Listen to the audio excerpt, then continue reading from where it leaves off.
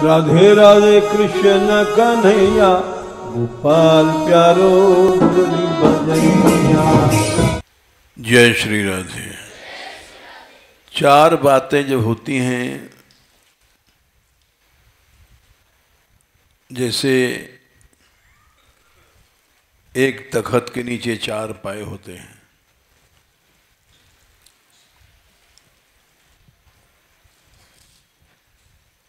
तो वो दृढ़ आधार उसका माना जाता है।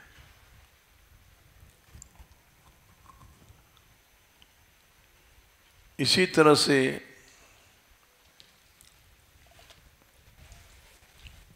बाबा कहते थे कि चार चीजें होनी चाहिए।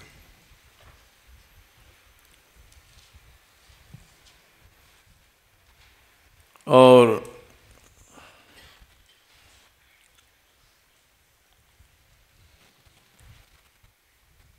उसी मार्ग का मनुष्य का अनुसरण करना चाहिए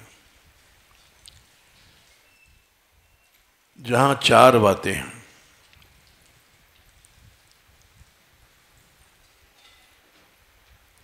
इसी तरह से शरण किसकी जाएं जहां चार बातें हों।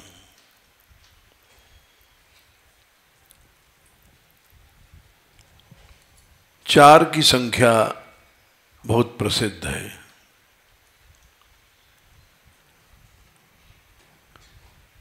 पुरुषार्थ चार ही होते हैं शास्त्रों में।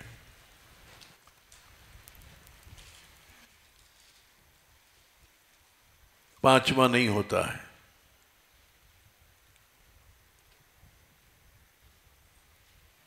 चार चीजें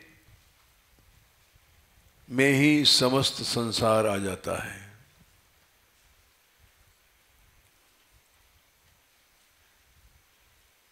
पुरुषैः अर्थ्यन्ते प्रार्थ्यन्ते इति पुरुषार्थः।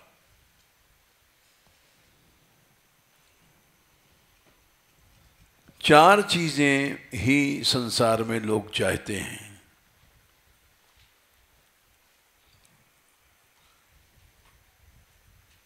तो चार की संख्या, उसमें सारा संसार आ जाता है।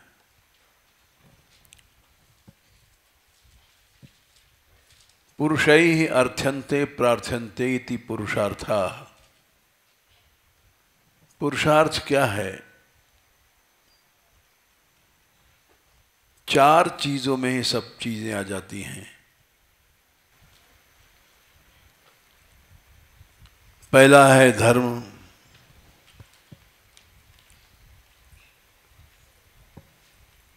पहले उसको इसलिए कहा गया कि मनुष्य अगर पहले अर्थ को पकड़ लेगा, पहले काम को पकड़ लेगा, तो विनाश है।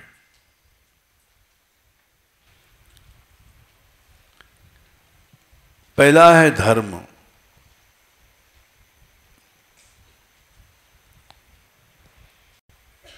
संसारी लोग पहले पैसा को पकड़ते हैं।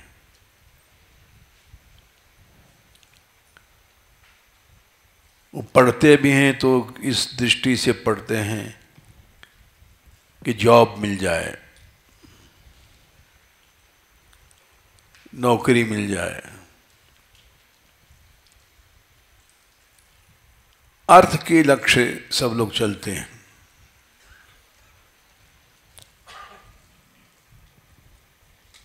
इसीलिए इस लोग दुखी हैं।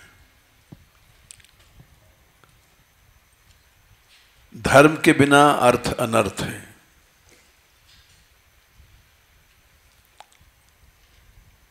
पुरुषार्थों में पहला पुरुषार्थ रखा गया है धर्म को।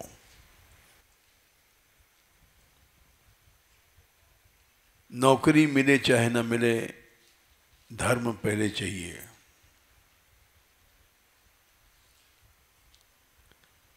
धर्म से जो अर्थ प्राप्त होता है वो अनर्थ नहीं होता है।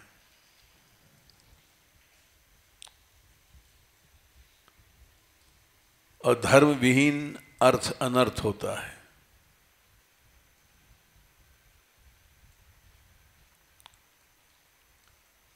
इस दृष्टि से प्राचीन काल में बच्चों का पालन पोषण होता था। एकदम गुरुकुल भेज दिया बच्चे को।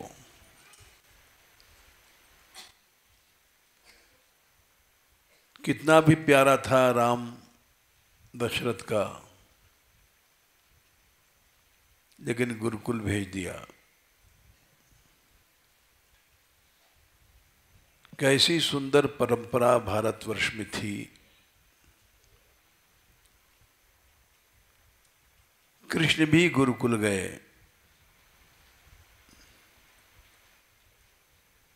चाहे वो राजा का बेटा है, चाहे भगवान है, पहला आश्रम है ब्रह्मचर्य, उसमें धर्म की शिक्षा मिलती है। धर्म पहले सीखना चाहिए, उसके बिना सारी पढ़ाई लिखाई अनर्थ है।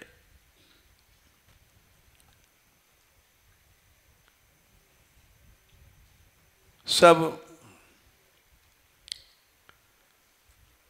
शुकरी का दूध है। काकभुशुंडी जी ने कहा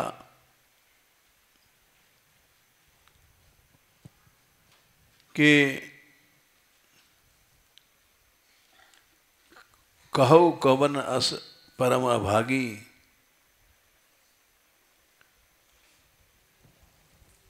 वो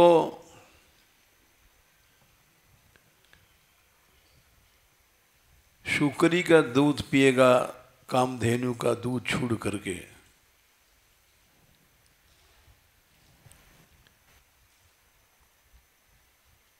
खरी सेव सुरधेनु है त्यागी।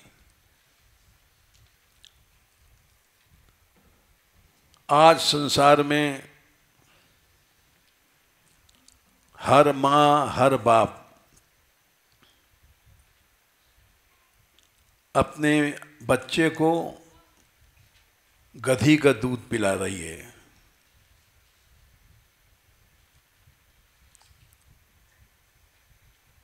जाओ पढ़ो, इस तरह से पढ़ो कि जॉब मिल जाए, विवाह हो जाए। इस दृष्टि से पढ़ना लिखना गधी का दूध पीना है।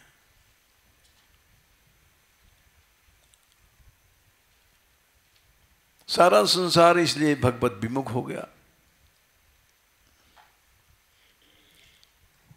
प्राचीन काल में पहला ब्रह्मचर्य आश्रम, उसमें धर्म की शिक्षा होगी। 25 साल तक धर्म सीखो, उसके बाद अर्थ आएगा अपने आप। धर्माचरण करोगे तो अपने आप अर्थ आएगा। अब वो अर्थ अनर्थ नहीं होगा, उस पैसे से तुम्हारी बुद्धि भ्रष्ट नहीं होगी। उसके बाद काम है तीसरा, भोग। संतुलित भोग भोगोगे। ऐसा नहीं कि भोगांध हो गए। विषय अंधा कर देता है।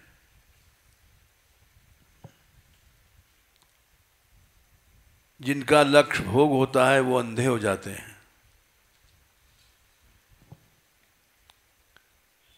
जिनका लक्ष्य अर्थ होता है वो नारकी बन जाते हैं।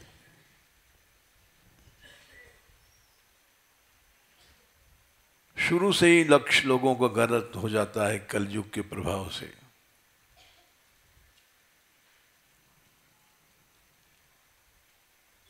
धर्म अर्थ काम ये तीनों सही हैं तो मोक्ष अपने आप हो जाएगा। कालिदास ने यही लिखा है कि शैशवे अभ्यस्त विद्या नाम, रघुवंश में रघुवंशियों का चरित्र लिखा है भारतीयों का। तो वो एक ही श्लोक में चारों पदार्थों का, चारों पुरुषार्थों का क्रम वर्णन कर दिया। इसी का नाम भारतवर्ष था। छोटे से श्लोक में रघुवंश में शुरू में अनुष्टुप छंदों में सबसे छोटा होता है, भारतीय पद्धति का वर्णन किया। शैशवे अभ्यस्त विद्यानाम, शैशव मने अभी तुम शिशु हो, तब से ही धर्म की पढ़ाई शुरू हो जानी चाहिए। जैसे प्रहलाद जी ने कहा, कौमारेत आचरेत धर्मान प्राज्ञ भागवतामिह। कुमार अवस्था से ही भक्ति शुरू हो जाना चाहिए। उसी को कालिदास जी ने लिखा है, शैशवे अभ्यस्त विद्यानाम। ये मत सोचो कि मेरा बच्चा छोटा सा है। यौवने विशेषणाम, युवा अवस्थाया तब जाकर के विषयों का प्रारंभ होगा और उससे संयमित भोग रहेगा, क्योंकि उसने शैशव में धर्म आचरण सीखा है। वार्धके मुनिवृत्ति नाम, और जब 50 से ऊपर चले तो मुनिवृत्ति वानप्रस्थ में चले जाओ। ये नहीं कि वो मरने किनारे आ गए, वहीं गधा पचीसी में लगे हैं और उन्हीं भोगों में आसक्तियों में मरेंगे। मरी हैं मारी हों पे तो ना बिसारी हों। जो आज समाज की स्थिति है, बुढ़े हो गए हैं,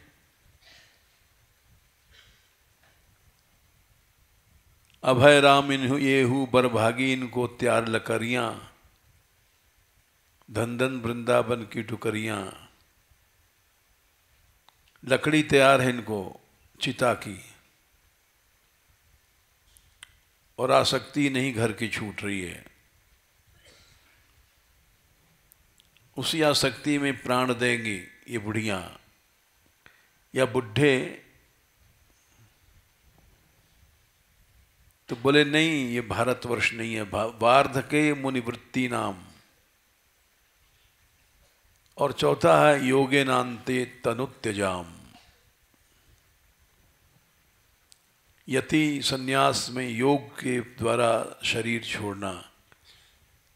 इस तरह से नहीं कि मरने किनारे आ गए और बुढ़े हो गए और खांस रहे हैं, खूंस रहे हैं और उसी आसक्ति में बेटा बहू इसमें मर रहे हैं। बोले वो नहीं है। भारतवर्ष यो है योगे नान्ते तनुत्यजाम। तो चारों पुरुषार्थों का ये समन्वय ही भारतीय जीवन है।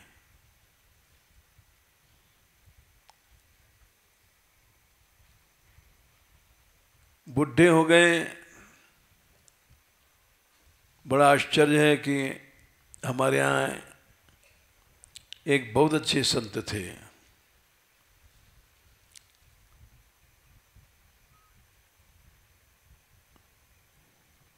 उनका नाम भूल गए, जो आंवला की चटनी खाते थे। क्या नाम था? बुद्धदेव जी। हाँ, बड़े अच्छे महात्मा थे, लेकिन इतने सरल थे, इतने भक्त थे सत्संग के कि रात को सत्संग होता था। बहुत पुरानी बातें हैं, 55 साल पुरानी बातें। नीचे होता था, छोटी सी कोठरी में बैठते थे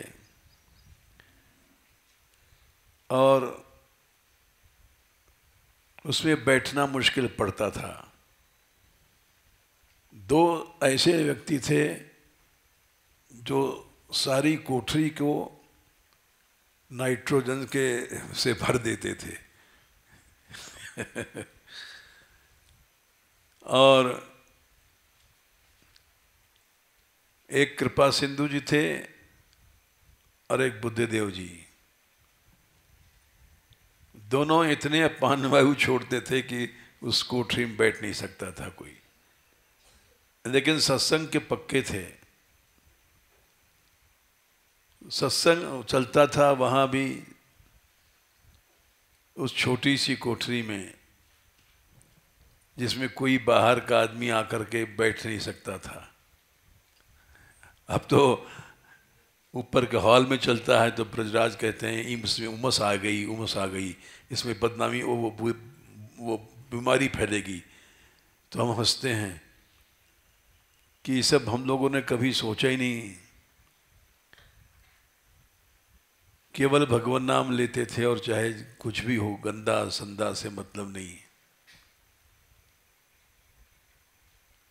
तो वो चारों पुरुषार्थों का ऐसा समन्वय था।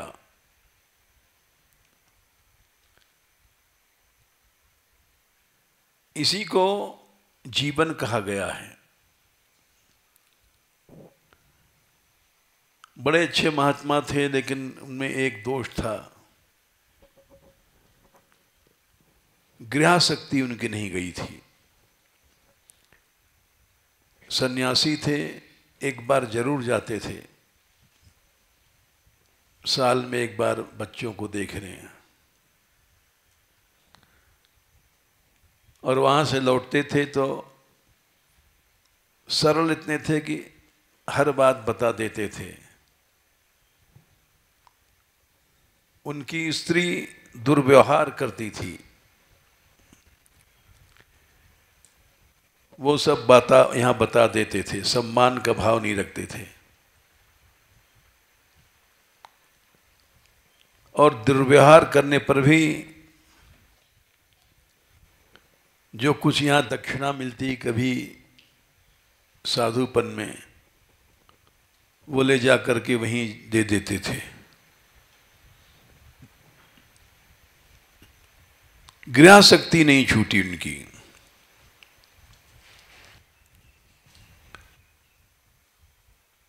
ये आश्चर्य की बात है।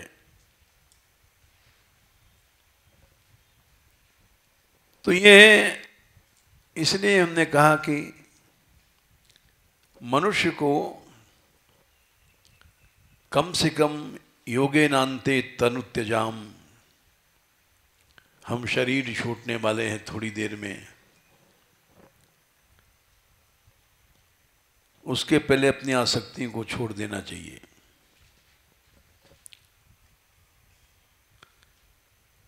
तो 4 आश्रमों की व्यवस्था इसलिए की गई है कि हर भारतीय मुक्त हो जाए, भगवान की प्राप्ति कर ले। लेकिन अब उल्टा हो रहा है। आसक्त है, घर में जूता खा रहा है, लेकिन आसक्ति नहीं छूटती है, और वहीं पर मरेगा, वहीं जिएगा। इस तरह से जीवन जो नारकीयता से शुरू हुआ और नारकीयता में अंत हो जाता है।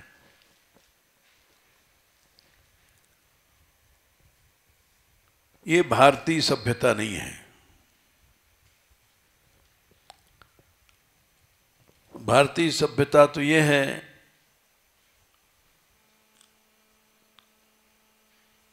कि ममता तू न गई मेरे मन ते,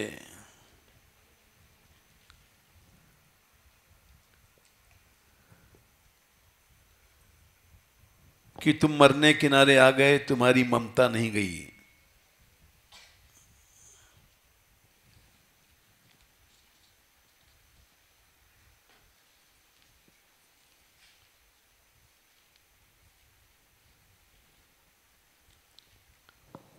बड़ा लंबा है, पद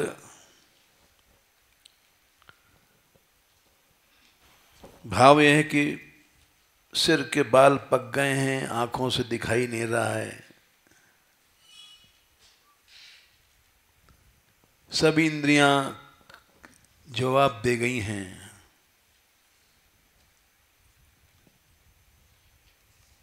और फिर भी मनुष्य की ममता नहीं छूटती है।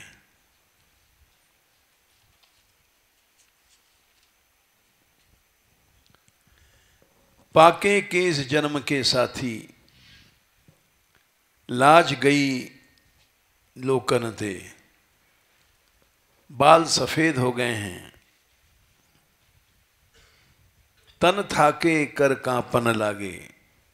बुढ़ापे में हाथ पांव हिल रहे हैं, शरीर कमजोर है, लठिया लेके चलने में भी शरीर कांपता है।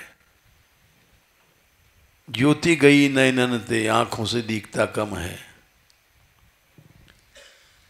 कानों से सुनाई कम पड़ता है। सरबस बचन न सुनत काहू के, बल गए सब इंद्रिय ते, टूटे दसन, दांत अवश्य टूट जाते हैं बुढ़ापे में। बचन नहीं आवत, बोल नहीं सकता है।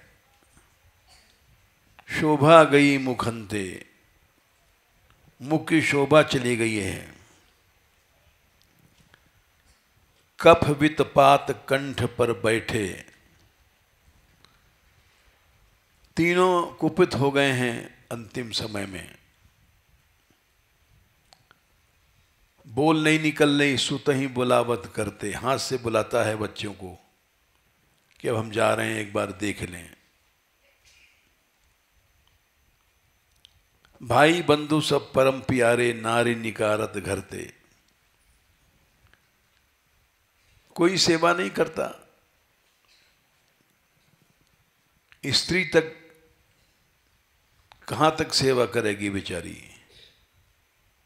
जैसे शशि मंडल बिच स्याही, छूटे न कोटि जतन ते, जैसे चंद्रमा में धब्बा है नीला, अनादिकाल से पानी की वर्षा हो रही, आज तक नहीं धुला, वैसे ही मनुष्य की ममता नहीं जाती है। तुलसीदास बलि जाऊं चरनते, लोभ पराए धनते, मरते समय भी लोभ कर रहा है। ममता किसी चीज को अपना समझना,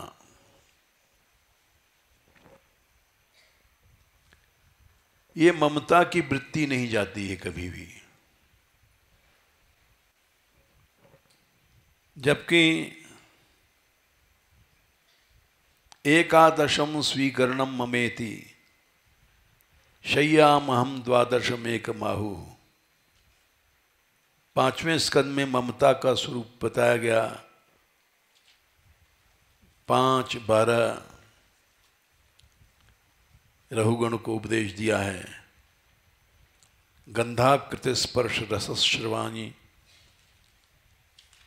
विसर्गरत्यर्थ भिजर्भ शिल्पा, एकादशम स्वीकरणम, क्या संख्या है? 5, 12, 10, 11। स्वीकरणम, ये चीज मेरी है, बस यही ममता है।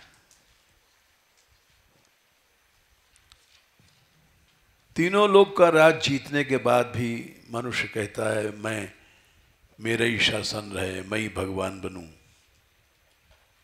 मेरी हुकूमत चले। स्वीकरणम ही ममता है। मेरी बात नहीं मानी गई, मेरी ऑर्डर टल गया, इस ममता को मनुष्य नहीं छोड़ता है। मरने के किनारे आ गया है, बच्चे कोई भी बात नहीं मानते, बाप कहता है बच्चों से दान करो, नहीं करते हैं, मना कर देते हैं। सब पैसा बाप का है, लेकिन वो ममता ट्रांसफर हो गई है। फिर भी मनुष्य को ममता नहीं छूटती है, उन्हीं को अपना समझता है। जो पराये हैं, स्वार्थी हैं, लोभी हैं। हमारे एक मित्र थे, विश्वनाथ पांडे उनका नाम था। हम लोग साथ साथ पढ़े थे कॉलेज में, यूनिवर्सिटी में। वो यहाँ मिलने आए थे हमसे,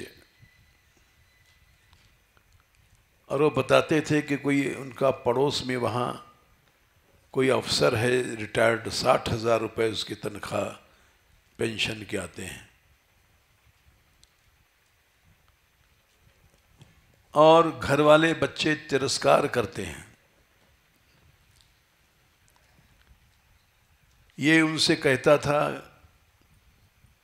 कि ताऊ जी, किसी होटल में रहो, तुम्हारे पास 60,000 रुपये महीने हैं, खाओगे पियोगे, यहाँ तो तुम्हारी कोई सेवा नहीं करता है। लेकिन वो जूते खाते गए और वहाँ नहीं छोड़ पाए। इसको ममता कहते हैं।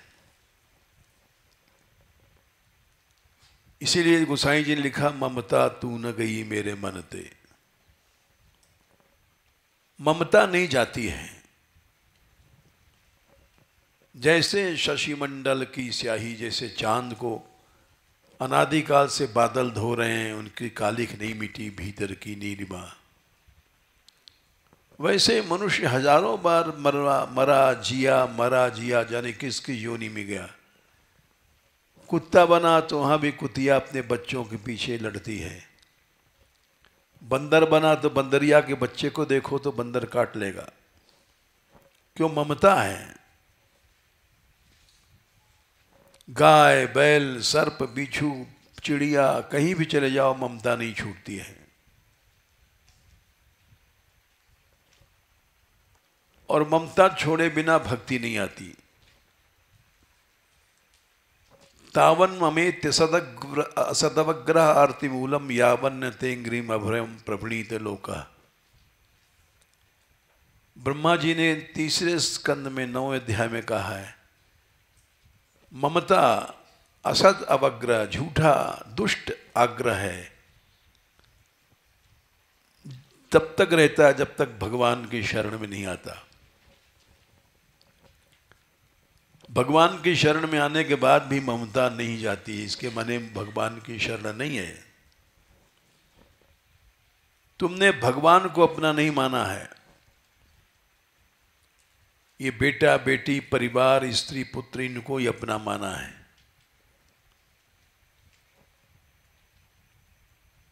तो ममता का नाश नहीं होता है। चिता पे फूंक जाएगा लेकिन ममता नहीं छोड़ पाएगा। आसक्ति को अजर पाश कहा गया, प्रसंगम अजरम पाशम। आत्मनः कवयो विदु। आत्मा का अजर पाश है। शरीर जल जाएगा लेकिन तुम्हारी ममता की वृत्ति नहीं जलेगी। जहां जाओगे तुम कुत्ता बनोगे तो कुत्तिया में ममता रखोगे, पिल्लों में ममता रखोगे। बंदर बनोगे तो बंदरिया में ममता रखोगे। जिस जोनी में जाओगे ममता नहीं छूटेगी। ये ममता तो छूटती है केवल भगवान को जब तुम अपना मान लोगे। मेरे तो गिरधर गोपाल दूसरो न कोई, तात मात भ्रात बंधु आपनो न कोई। न मेरी कोई माँ है, न मेरा कोई बाप है। तो ये इसलिए कहा कि प्रसंग चला था चार चार चीजों का।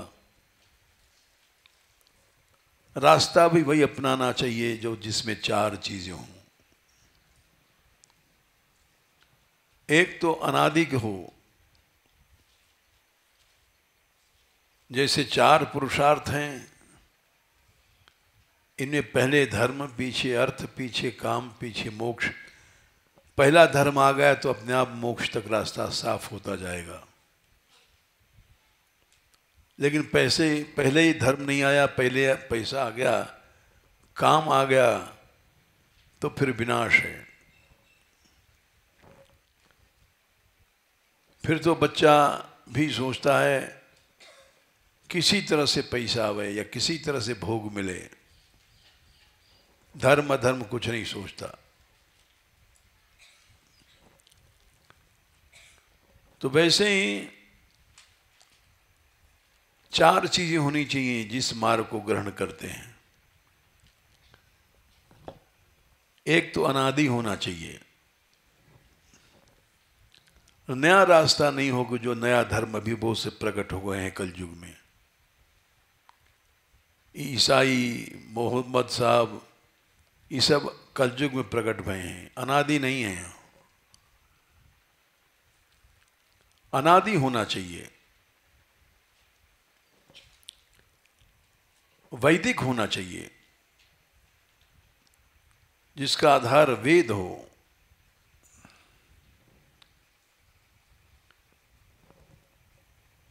उसके बाद शास्त्र सम्मत होना चाहिए।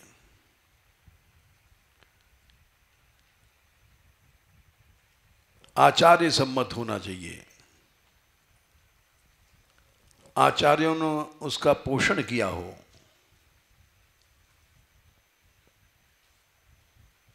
तीसरा सदाचारित हो, अनेक संतों ने उस पर आचरण किया है। चौथा वर्तमान काल में भी चल रहे हैं।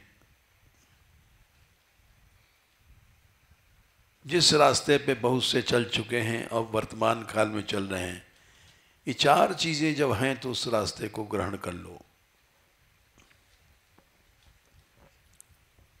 जैसे भगवान की भक्ति है,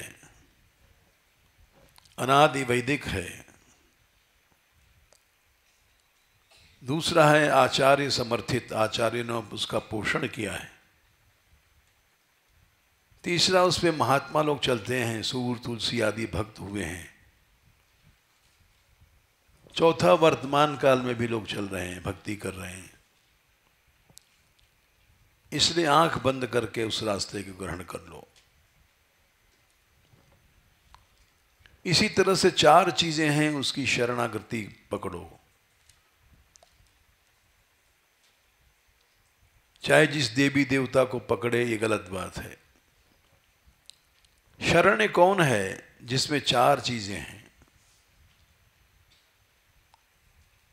पहली चीज क्या है? सर्वेश्वरत्व। सबका ईश्वर वही है, सबका बाप वही है, सबकी मां वही है।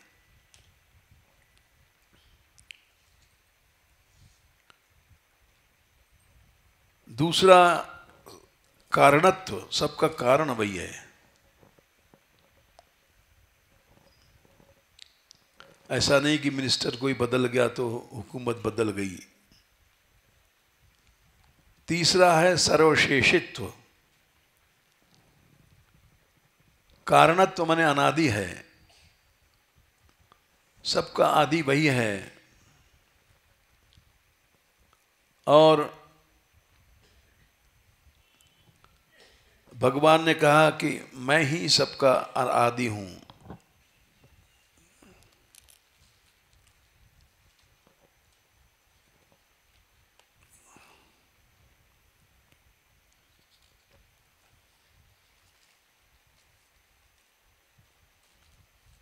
स एवायं मया तेद्य योगः प्रोक्तः पुरातनः।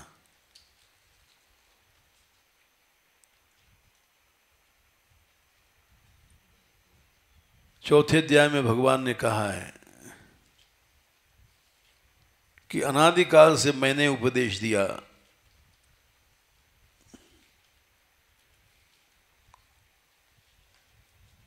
इमं विवसते योगम प्रोक्तवान हम अव्ययम, अव्यय योग विवस्वान ने मनु को कहा। इसी तरह से ये चलता रहा तो सर्व कारणत्व होना चाहिए।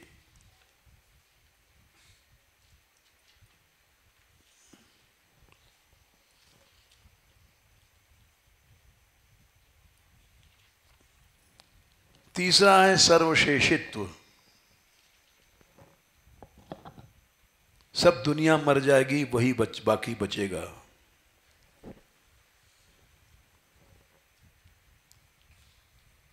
अहमेवासमेवाग्रे नान्यज्ञ सत सत्परम, सर्व कारणत्व है इसमें। अग्रे माने सृष्टि नहीं थी, उसके पहले भी मैं था। न अन्यत सद सत्परम, भगवान ने कहा ब्रह्मा जी कुछ नहीं था, कार्य कारण रूप सूक्ष्म स्थूल संसार कुछ नहीं था। सर्व कारणत्व का प्रमाण है।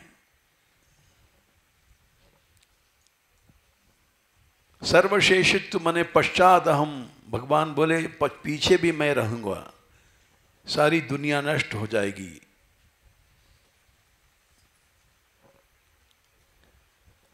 कबीर ने कहा सूरज मरी है, चंदा मरी है धरती आकाश, 14 भुवन के चौधरी मरी हैं, इन्हीं को का क्याश, साधो ये मुर्दों का गांव। सब संसार नष्ट हो जाएगा। पश्चात हम माने पीछे भी मैं ही रहूंगा भगवान बोले। उसको कहते हैं सर्वशेषित्व। सर्व कारणत्व तो यह है अहम एवा समव्याग्रे, सर्वशेषित्व है पश्चात हम। ये तच्च और दिखाई पड़ रहा है ये भी मैं हूं। यो विशेषेत सोस्म्य हम, जो बचेगा वो ही मैं हूं। तो शरण में उसकी जाओ जो सदा रहेगा, सर्वशेषी है। ऐसा नहीं कि गवर्नमेंट बदल गई तो तुम्हारा जब मिनिस्टर सब हट गए। अभी कांग्रेस बदली तो जितने कांग्रेस से मिनिस्टर थे सबके डिब्बा गोल हो गया।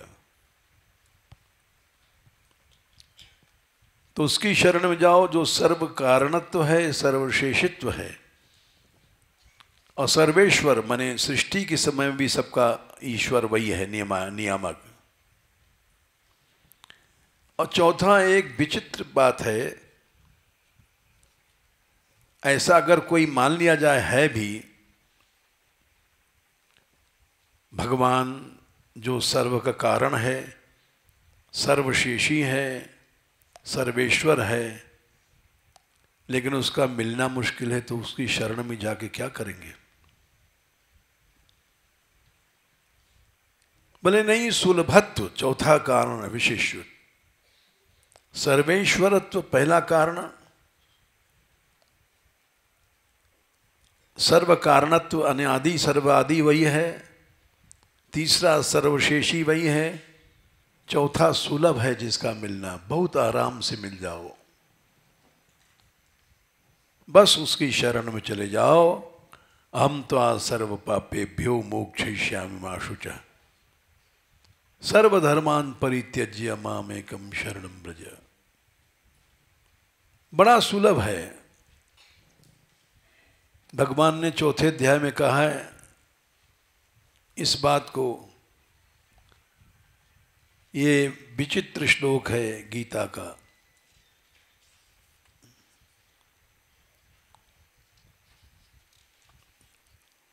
बोले हमसे ज़्यादा सुलभ तो कुछ भी नहीं है, ब्याह भी करोगे तो बारात ले जाओ, पैसा लगेगा।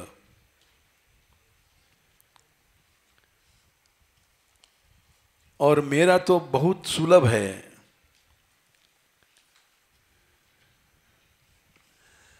अनन्य चेता सततम यो माम स्मरति नित्यशः तस्याहम सुलभ पार्थ नित्ययुक्त योगिनः। अब संख्या ढूंढ लो अपने आप। 8 का 14, संख्या याद नहीं रहती। मैं सुलभ हूं। अनन्य चेता सततम यो माम, तुम अनन्य बनो और मैं सुलभ हूं। अनन्य बन जाओ, ऐसा नहीं कि भाई अब साधु बन गए तो लड्डू भी चाहिए, पूड़ी भी चाहिए, कचौड़ी भी चाहिए और शाल भी चाहिए, दुशाला चाहिए। बोले ये सब चीजें छोड़ो, ये चीजें हम लोगों को जड़ बना देती हैं, बिल्कुल जड़ बना देती हैं। ये बात निंदा की दृष्टि से नहीं कही जा रही है। अभी कुछ दिन पहले यहाँ रंगीली महल में एक पंगत हुई थी बड़ी भारी, उसमें 1,000 रुपये दक्षिणा, 2,000 रुपये। तो उसकी चिट्ठी के लिए यहाँ 3-4 संत पड़े रहे 3 दिन कि आप चिट्ठी दिला दीजिए। तो क्या जड़ता है? अरे मान लो 1,000-2,000 दक्षिणा मिल रही है या लड्डू अच्छा माल मिल रहा है, तो उसके पीछे तुम झड़क बन गए हो। 3 दिन तक यहां पड़े रहे। ये हमारी हालत है। यह विनीति रघुबीर गोसाई, और आस विश्वास भरोसो हरो जीर्ण जड़ताई। कोई भी विद्वान है, पंडित है, साधु है, विरक्त है, जड़ बन जाता है। अन्य आशाएं, अन्य भरोसाएं जहां आई, चाहे पिताजी हैं, चाहे माताजी हैं, चाहे पंडित जी हैं, चाहे बूढ़े जी हैं, जवान जी हैं, सब जड़ बन जाते हैं। चाहे विरक्त हैं, चाहे साधु हैं, संत हैं, ये सब पर लागू है। किसी की आशा किया, किसी की विश्वास किया, किसी का भरोसा किया, बस जड़ बन गए। जड़ क्या है? अब पत्थर जड़ है, वो न हिल सकता है न डुल सकता है। वैसे ही जड़ मनुष्य बन जाता है। कैसे? काम से, क्रोध से, लोभ से, मोह से। स्त्री जूता मार रही है लेकिन जड़ बना है, भाग नहीं सकता। बेटा अपमान कर रहा है, जड़ बन गया है मोह में, उसको छोड़ नहीं सकता। ये सब चीजें जड़ बना देती हैं जीव को। विवेक शक्ति चली जाती है।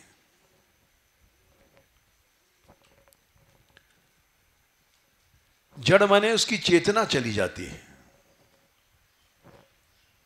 सनकादिक ने यही बात कही, जीते जी मुर्दा बन गया। 4थे स्कंद के 22वें अध्याय में, संख्या तो याद नहीं, देख लेना। इंद्रियैर विषयाकृष्टैराक्षिप्तम ध्यायताम मनः। 30, 4:22-30। जीव जड़ बन गया। चिंता है लेकिन जड़ है, मुर्दा बन गया। क्यों? उसकी चेतना को मन ने चुरा लिया। इंद्रियैर विषयाकृष्टैर आक्षिप्तम ध्यायताम मनः। ये चोरी मन ने किया। सबसे बड़ा शत्रु है मन। इंद्रियों को विषयों ने खींचा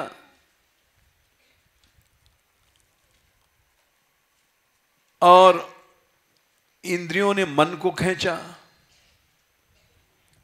और मन ने बुद्धि की चेतना चुरा लिया। क्या सही बात है सनकादिक बता रहे हैं, हम लोग भागवत पढ़ते हैं और समझ नहीं पाते।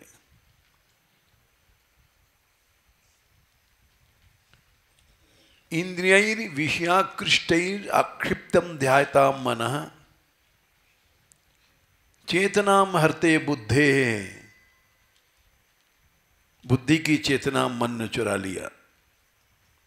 जैसे स्तंभस्तोयम यो हृदात, जैसे पेड़ की जड़ गड्ढे को पानी को चुपचाप सूख लेती है और पता नहीं पड़ता पानी कहाँ गया, सब जड़ें सूख गई हैं, पानी पी गई हैं।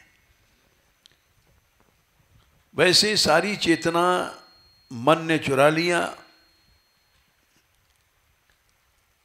अब चेतना जब चली गई तो कौन धर्म सोचता है, कौन अधर्म सोचता है, क्या पुण्य सोचता है, क्या पाप सोचता है, कौन माँ है, कौन बाप है, कौन गुरु है, कौन शिष्य है, सब खत्म।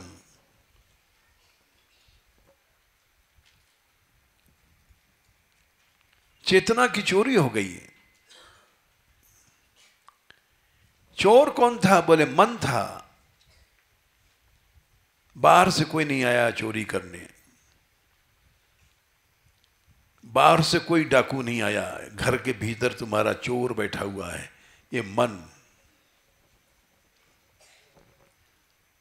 इंद्रियैर विषयाकृष्टैर आक्षिप्तम ध्यायताम मनः चेतनाम हरते बुद्धे स्तंभस्तोयमिव हृदात्। उस चेतना के जाने से क्या हुआ? भ्रश्यत तनुस्मृतिश्चित्तम, स्मृति चली जाती है। मनुष्य भूल जाता है कि हम छोटे से थे, ये हमारी माँ है, इसकी गोद में हम पले हैं, इसका दूध पीते थे, नंगे पड़े रहते थे, न हमको खाने की होश न पीने की होश। जाड़ा लग रहा है तो माँ ओढ़ा देती है कपड़ा, नहीं बच्चा ओढ़ नहीं सकता है। सब भूल जाता है विषयों में। बहू आई और भूल गया माँ बाप को, स्मृति चली गई।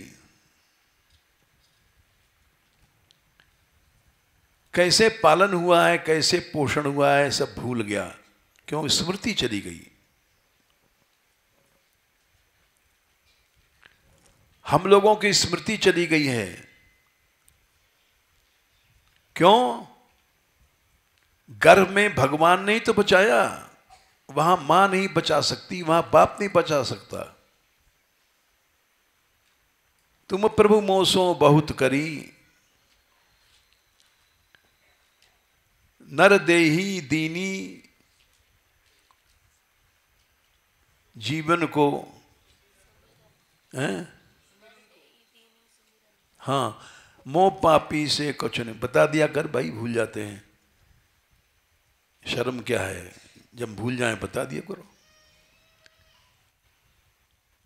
नर देवी देही दीनी सुमरन को, मोह पापी से कछु न सरी। गर्भवास अति त्रास, बहुत भय। वहां गर्भ में अग्नि जल रही है, मां की जठराग्नि, पेट की अग्नि। जो कुछ खाओ हजम हो जाता है। लोग मांस खाते हैं, मांस खाओ कुछ खाओ सब हजम हो जाता है, लेकिन बच्चा हजम नहीं कर पाती मां। क्यों? भगवान रक्षा करता है। परीक्षित की रक्षा हुई थी, ये तो पुरानी बात है। आज भी ये बात सत्य है कि हर जीव परीक्षित है। हर जीव की रक्षा भगवान कर रहा है, नहीं उसकी मां की पेट की जठराग्नि उसको खा जाए।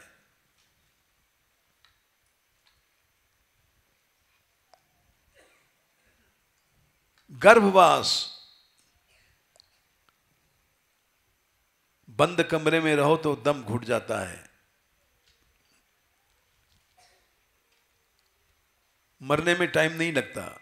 हम होली देखने गए थे जाटों गांव में, वहाँ बहुत मजाक चलता है। एक जीजा जी आए, उनको 5 साल सालियों ने रजाई से ढक दिया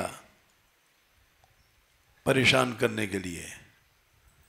कोई नोच रही है, कोई खुरच रही है, और वो मना कर रहा है। घबराने के बाद जब 5 मिनट बाद रजाई खोली गई तो मर गया था। जीजा जी राम राम सत्य, ऐसा मजाक किया। ये सच्ची घटना है। हम होरंगा देखने जाते थे, बताया हमको जाटों ने। उस गर्भ में भी भगवान रक्षा करता है। काल कोठरी भी बड़ी होती है जेल की, और उसके भीतर एक छोटा सा बच्चा बंद है और 9 महीने तक बंद रहता है। कौन रक्षा करता है? ये सब हम लोग भूल गए हैं। गर्भवास, अति त्रास, बहुत ज्यादा त्रास भय है वहां। न खा सकते हैं, न पी सकते हैं, न कह सकते हैं, न सुन सकते हैं। कीड़े खा रहे हैं हजारों। अनंत कष्ट है इस गर्भ में। अधोमुख, मुंह नीचे और मलमूत्र में गड़ा हुआ है। तहां न मेरी सुध बिसरी, तुम प्रभु मोसो बहुत करी। इसके बाद भी बोले पावक जठर जरन नहीं दीनो।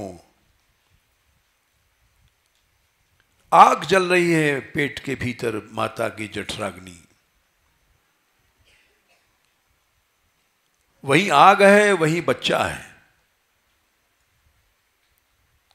कौन रक्षा करता है? कंचन सी मम देह करी।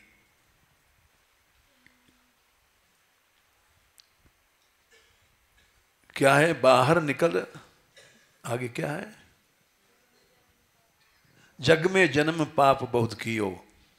पैदा होके बाहर आए और फिर वही भोग जहां से निकले थे वहीं घुसना चाहते हैं।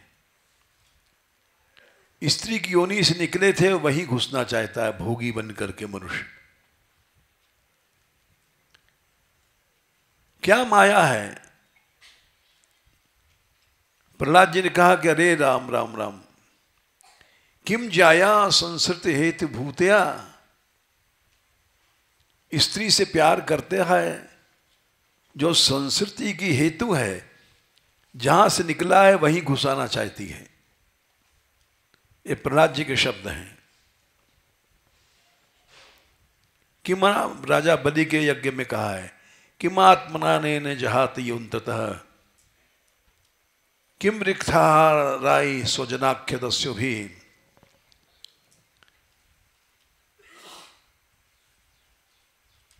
किम जाया संस्कृत हेतु भेतया, मर्त्यस्य गे वही गे हई किम आयुषो व्यय।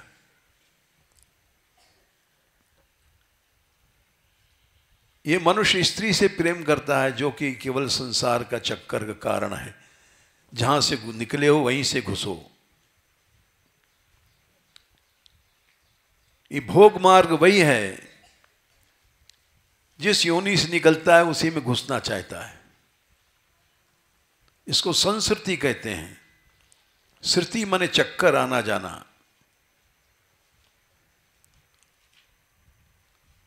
किम जाया संस्कृत हेतु भूतया, रिक्त हारई स्वजनाख्य दस्यो भी। ये बेटा बेटी परिवार कुटुंब ये सब डाकू हैं। प्रहलाद जी कह रहे हैं राजा बलि की सभा में, ये डाकू हैं, मीठे डाकू हैं। हंस के ले लेते हैं सारा पैसा धेला। पिताजी ने लाखों रुपए करोड़ों रुपए कमाया और जब अगर कोई खर्च का समय आया तो बेटे रोक देते हैं कि संभल के खर्च करो। बाप बन जाते हैं, धर्म कर्म नहीं करने देते। ये सब डाकू हैं। इन डाकुओं में मनुष्य मोह करता है। इनको स्वजनाख्य दस्यु भी ही शब्द देखो, इन्हीं को स्वजन मानता है। इन मीठे डाकुओं को ही स्वजन मानता है।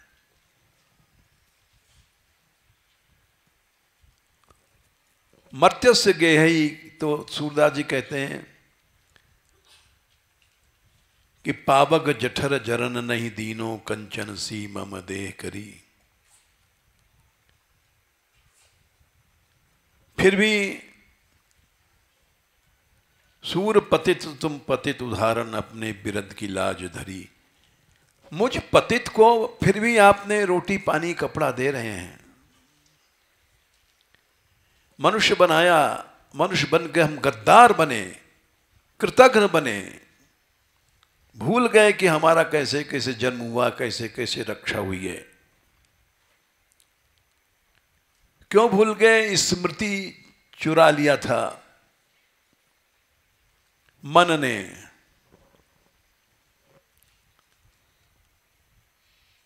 स्मृति चली गई। भ्रश्यत्यनुस्मृतिश्चित्तम ज्ञान भ्रंश स्मृति क्षय, और ज्ञान भी चला जाता है।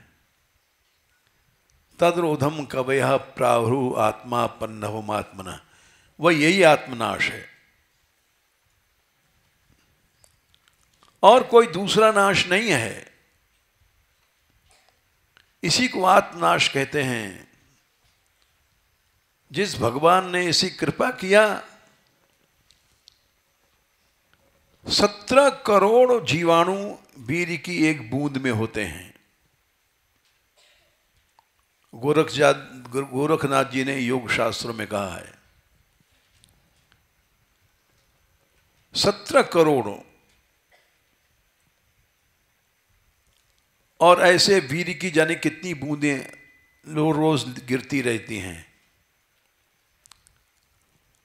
और उसमें किसी एक जीव को मनुष्य शरीर मिलता है।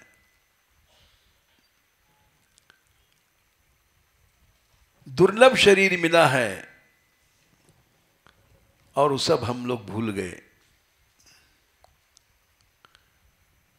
जग में जनन पाप बहु गिनो, जन्म लेते मान भोग भोगने लगे, पैसा कमाने लग गए, भूल गए उस प्रभु को।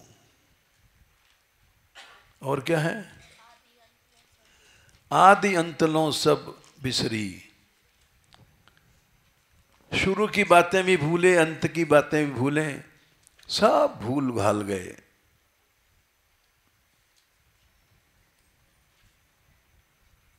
ऐसा स्मृति का नाश हो जाता है। आखिर में सनकादिक बोले अर्थेन्द्रियार्थाभिध्यानम सर्वार्थापन्नवो नृणाम। दो चीजें हैं जो मनुष्य को जीते जी खा जाती हैं। अर्थ माने पैसा, बाप बड़ा ना भैया सबसे बड़ा रुपया। इंद्रियार्थ माने भोग, इसका स्मरण आया। अर्थेन्द्रियार्थाभिध्यानम सर्वार्थापन्नवो नृणाम, और सब ज्ञान फान खत्म, ज्ञानवान भक्ति कृतज्ञता धर्म वर्म सब खत्म हो जाता है। कुछ याद नहीं रहता। सिर काट के दे दो किसी को, कुछ नहीं, सब भूल जाता है।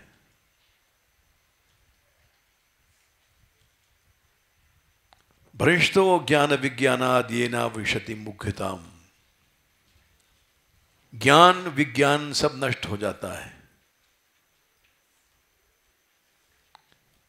और मुख्यता माने जड़ योनि में प्रवेश कर जाता है। मरेगा तो पत्थर बनेगा, मरेगा तो पेड़ बनेगा, मरेगा तो चर योनि अचर योनि में चला जाएगा, गेहूं, बाजरा, चावल, धान, ये सब पेड़ हैं, जितने जीव हैं, मरने के बाद वहीं जाता है मनुष्य। अनंत है जीव। एक खेत में चले जाओ, हजारों पेड़ खड़े हैं गेहूं के, ये सब जीव हैं। ये जड़ योनि में यूं आए हैं कि किसी समय मनुष्य थे, ज्ञान विज्ञान इनका नष्ट हो गया। भ्रष्ट तो ज्ञान विज्ञानाद। और ये बेचारे अब यहां पर पेड़ बने हैं, खड़े हैं, ये सब जीव हैं। नदी, तालाब, हमारे यहाँ शास्त्रों में लिखा, हिमालय के यहाँ जब पार्वती की क्या ब्याह हुआ तो सब पहाड़ लोग आए, सब नदियां आई। इन्हें उनके अधिष्ठात्री देवता जितने हैं सब जीव हैं।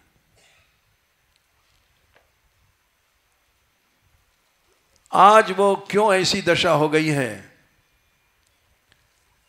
पेड़ बने खड़े हैं, चावल का, धान का खेत में बने पेड़ खड़े हैं और उनको पशु खा रहे हैं। जीवो जीवस्य भोजनम, भागवत में कहा, जीव जीव को खाता है। ये सब भगवत विमुखता से हुआ भाई। इसीलिए भगवान का भजन करने के लिए सब कुछ छोड़ना पड़ता है, पढ़ना चाहिए, छोड़ना चाहिए। भगवान ने स्पष्ट कहा, सर्वधर्मान परित्यज्य। अधर्म नहीं, धर्मों को छोड़ दे।